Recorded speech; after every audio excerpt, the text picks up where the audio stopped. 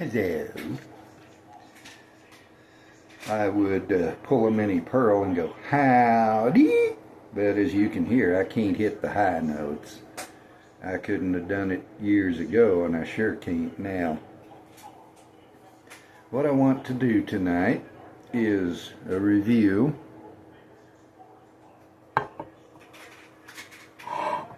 Hard Truth Sweet Mash Rye. Why is he showing us his face when the bottle is importanter? Yeah, well, I'm the guy doing the talking. Hard Truth Sweet Mash Rye, or excuse me, as you can read, I'm wrong.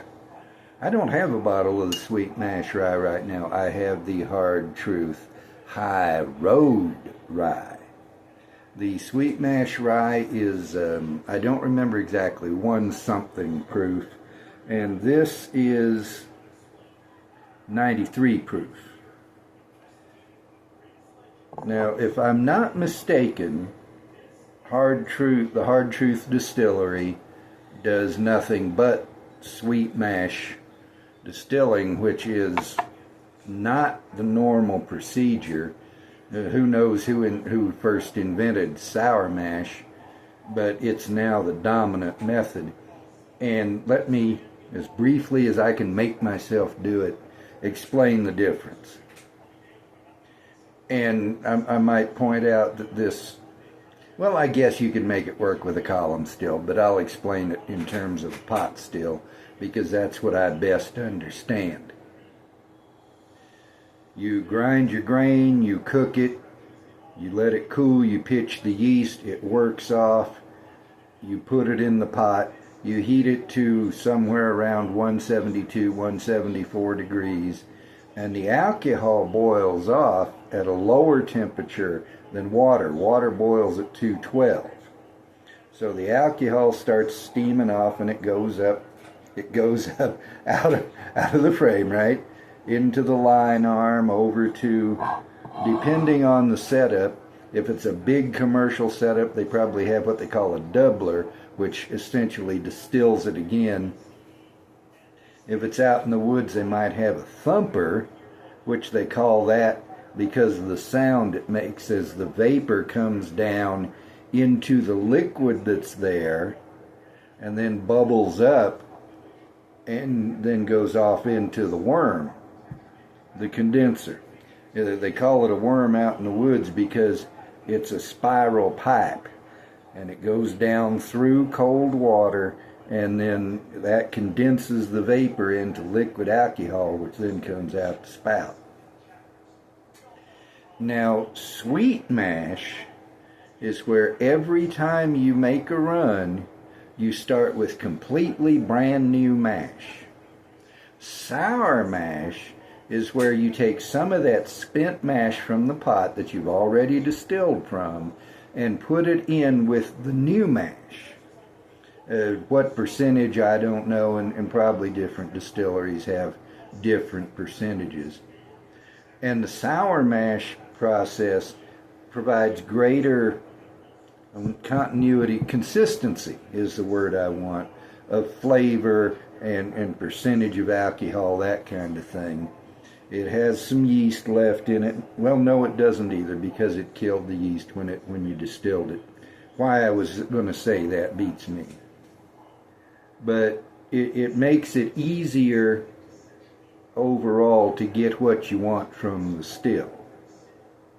The sweet mash process is more work because you don't have that starter, as it were. It's kind of like the starter with sourdough bread. You always save a piece of the dough and use it and put it in when you're making the new dough to make it easier. The sweet mash process is more work. It's harder to be consistent because you don't have that starter to give what's already there to the new mash. But the Hard Truth Distillery uses the sweet mash process, as I say, as far as I know, for all its juice. And they seem to specialize in rye. I've had their bourbon. Now they make more than one bourbon, but I've had their basic bourbon I've had their High Road Rye, which this is this, and their Sweet Mash Rye, both very good. Now this bottle has the tightest cork, and by the way, look at the way Hard Truth does the cork. It's a chunk of wood on top of there. But it has the tightest cork I've ever seen, so I turn it upside down and do that a few times. Otherwise, it would not come out that easy. I'd have to fight it, and I'd be afraid it was going to break.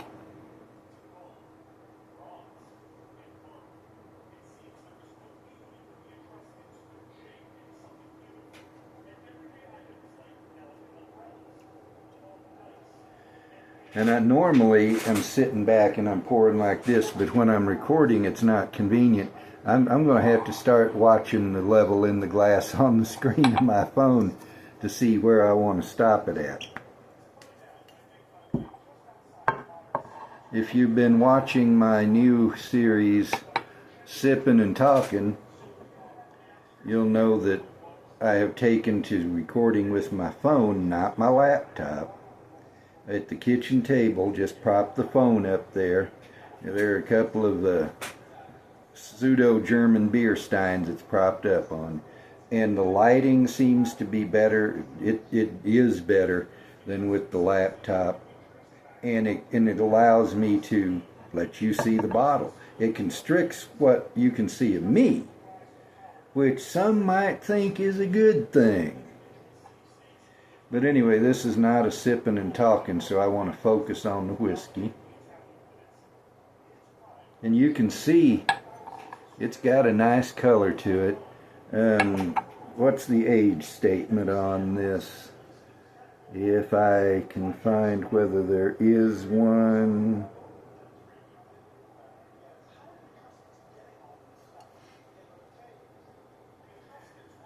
Well, aged over 3 years. And okay, it's straight rye whiskey. That means the mash bill, and I don't know what it is. I don't look that up for the videos, just for my written reviews at distiller.com. But it's aged at least 3 years. In Nashville, Indiana, they're running their own stills, although when they started, they, like so many others, were using MGP juice. No artificial color, no artificial flavor. The only additive is pure water to bring it down to the bottling proof. And it's got a nice color for just 93 proof. And immediately there's a sweet smell. It's not quite honey, I don't believe.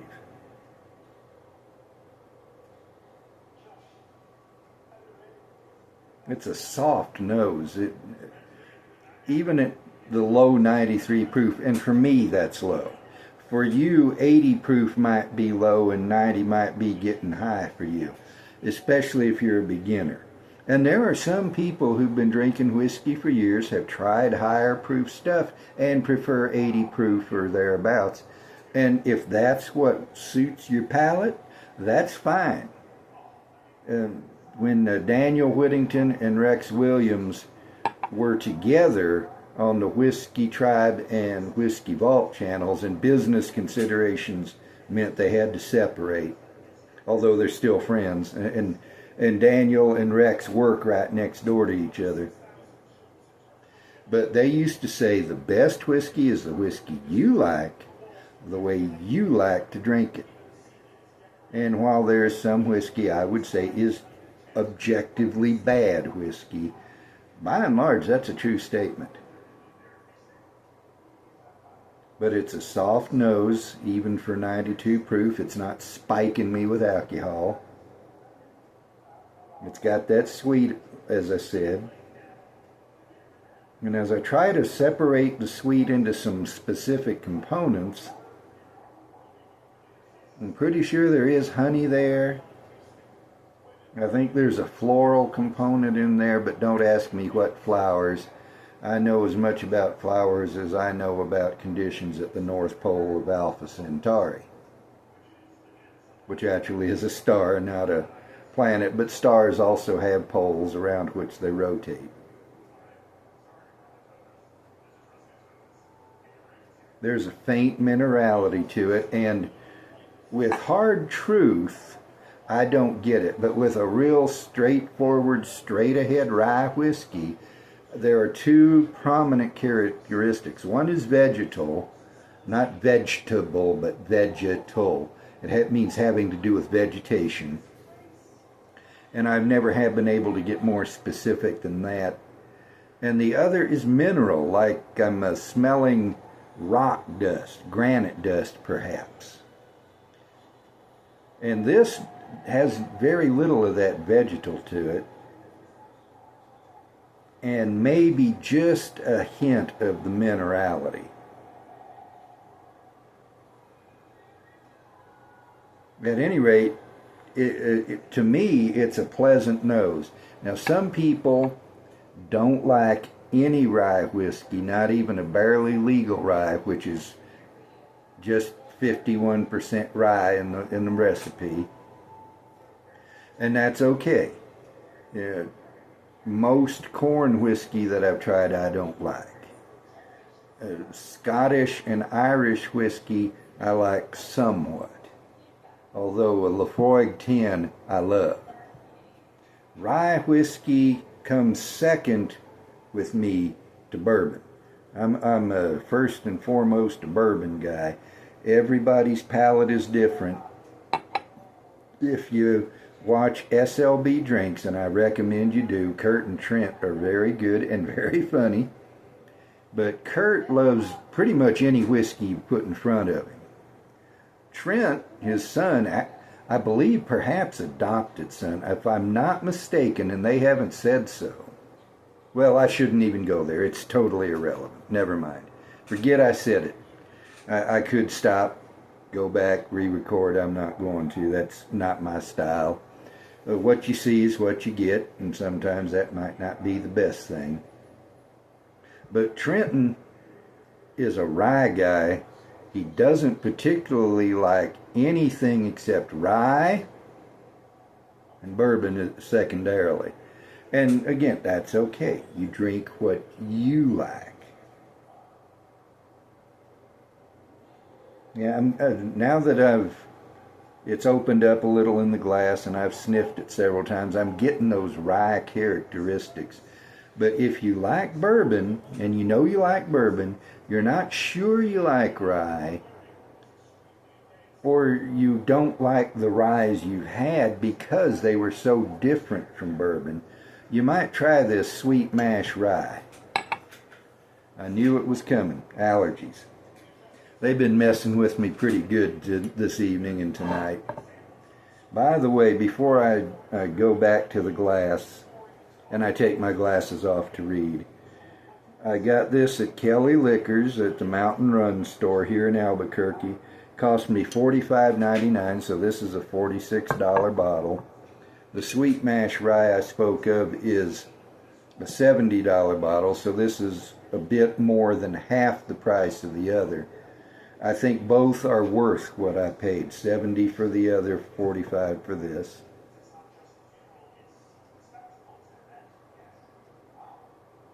I can't swear to it, but I almost think I'm smelling salt. As you can see, let me find a spot where you can see. Well, this is so low that I'm going to have to stick it right up by the camera. It has had plenty of time to open up and develop new notes, and when I first tried it, I wasn't that impressed. The sample I'd had was really good, but it come from a half-empty bottle, and it took a little bit for this to open up, but now I love it. And on to the review. I've told you about the nose, now for a taste.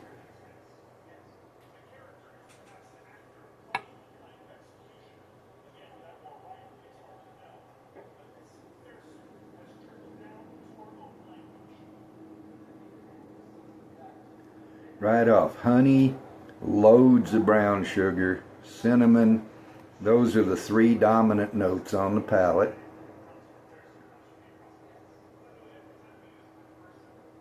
And it's a good idea, whether you're just drinking for pleasure or you're doing a review, after the first sip to nose it again, because your palate and your nose are so close connected.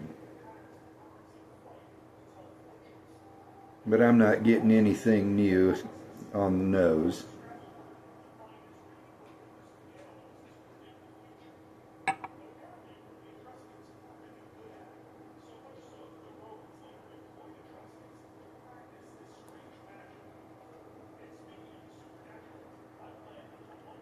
There's a background note in there.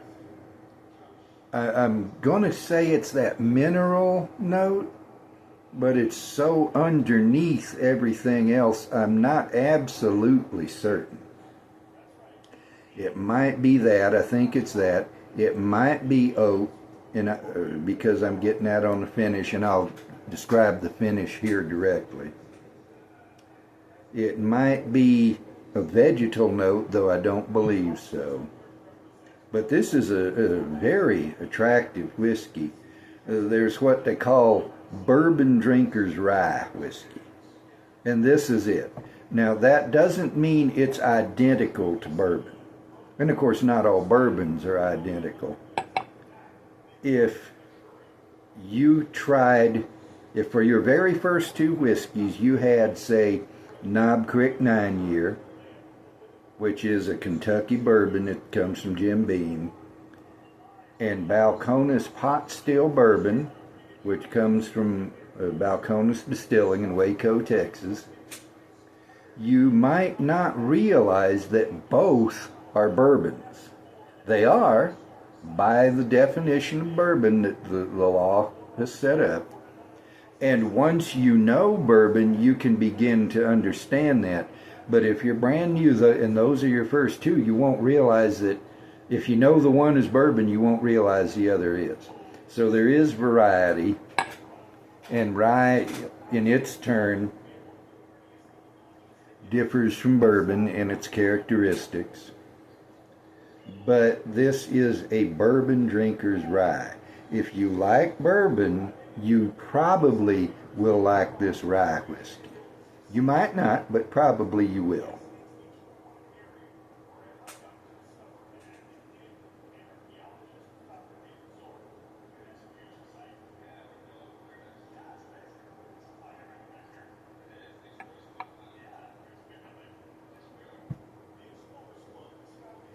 I don't know if you noticed, but I deliberately took a larger sip, a pretty big sip. A bigger sip than I normally do, because the more whiskey you have in your mouth, yes, the more likely it is to burn you because of the alcohol. Even at 92 proof, that can happen. Some whiskey will drink like it's 120 when it's only 80. And there are various other chemicals that create the heat as well as the alcohol. But I took that bigger sip so I could get a better grasp of what I was tasting, and I got chocolate underneath everything else that I've described. And as I held the sip in my mouth and moved it around, I didn't swish it like you might sip I can't think of the word I want. A swallow, let's say, of water. You might swish that around in your mouth. I didn't swish it, but I gently moved it around in my mouth. And I got that chocolate. And for me, a chocolate note almost always comes from the oak, specifically the charred oak. Well, I say specifically the charred oak. There are two schools of thought on that, and I'll try to keep this brief. One is that the charred wood of the barrel imparts some flavor to the whiskey, which seems natural to me. But at the same time, that char is essentially charcoal, When you charcoal filter water, say, you're removing things that create flavor. I think perhaps there is validity on both sides. The beginning at the outside edge of the char, you've got the purest charcoal, but as you move inward, the degree of charring of the wood becomes less and less, and finally you get this border where it's almost not charred. It is charred, but almost not charred. And I think maybe that does impart some flavor to the whiskey. And of course, you go beyond that and you've got the wood itself, and that imparts a lot of flavor. But oak, and I'm going to go ahead and stand on charred oak and let the experts thrash it out among them. It very frequently becomes a chocolate note in my mouth. Whether it's milk chocolate, dark chocolate, semi-sweet chocolate, depends on who knows how many factors. And also, barley, when they dry it, after sprouting it, then they dry it, how much heat it receives affects the color of it when it comes out of that drying process, and that also affects the final flavor it imparts. And so sometimes barley will give me that chocolate. If it's I don't know what they actually call it, you know, kind of scorched barley or whatever, but I'm getting that. Now I want to talk to you about the finish.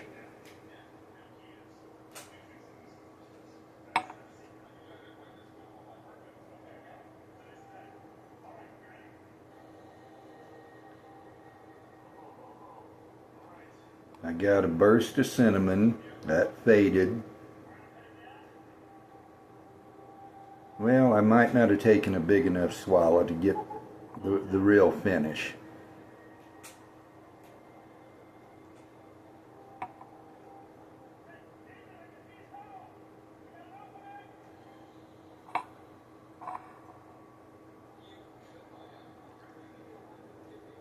There's that burst of cinnamon.